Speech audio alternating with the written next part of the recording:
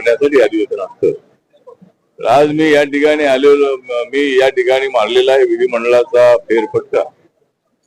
मी आज विधिमंडळाचा मारलेला आहे फेरफटका, कारण मला द्यायचा आहे ठाकरे बंधूंना झटका। त्यामुळं या ठिकाणी आपण आलेलो आहोत आणि आपण माझा जो रिपब्लिकन पार्टी आहे, या रिपब्लिकन पार्टी जी आहे ती महायुतीमध्ये आहे आणि महायुतीला नगरपालिकेच्या निवडणुकीमध्ये चांगल्या पद्धतीने यश मिळणार आहे। जरी आम्ही एकमेकांच्या विरोधामध्ये लढलो असलो तरी आमचा तो गडी गावा होता, आम्ही एकमेकांच्या विरोधामध्ये उभे राहिलो, पण नगर परिषदेमध्ये चर्चा फक्त आपल्या महायुतीत होती। त्यामुळे ठाकरे बंधूंची चर्चा नव्हती किंवा काँग्रेसची चर्चा नव्हती।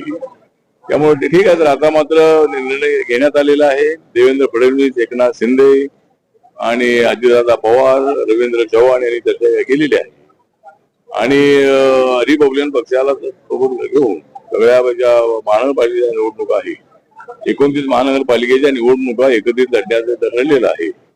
त्याप्रमाणे त्याच्यामध्ये रिपब्लिकन पक्षाला आपला हिस्सा मिळावा।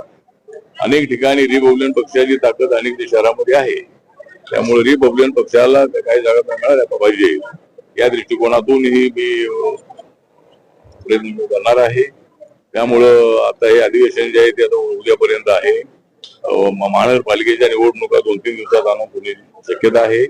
त्यामुळे मुंबईची महानगरपालिका जी आहे आमच्यासाठी अत्यंत अस्तित्वाची आहे आणि मुंबईमध्ये आणि सगळ्यात महानगरपालिका जी आहे, जिल्हा परिषद आहेत, पंचायत समिती आहे, या सगळ्या एकत्रितपणे लढण्याच्या संबंधाचा निर्णय झालेला आहे आणि त्यामुळं महायुतीला प्रचंड अशा पद्धतीचं यश या स्थानिक स्वराज्य संस्थांमध्ये मिळणार आहे।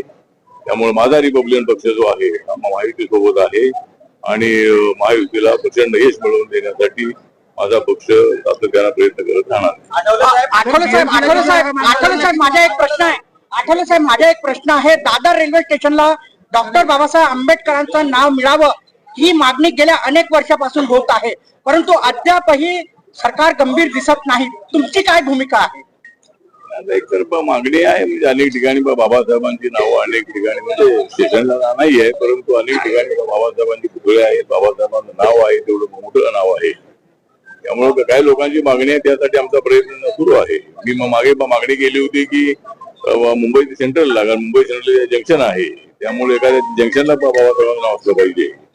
तर अद्याप काही तो निर्णय झालेला नाही आहे। त्यामुळे लोकांच्या भावना अशा आहेत की त्याच्याही तुम्ही दादरच्या बाजूला आहे, त्यामुळे दादरला नाव मिळावं अशा पद्धतीची आपली लोकांची मागणी आहे आणि हा विषय राज्य सरकारचा आहे। म्हणजे जरी रेल्वे स्टेशन जरी ते केंद्राच्या अखत्यारीमध्ये असलं तरी नाव कोणाला द्यायचं त्या संबंधाचा निर्णय घेण्याचा राज्य सरकारला अधिकार आहे। बोलू पक्षाची भूमिका काय?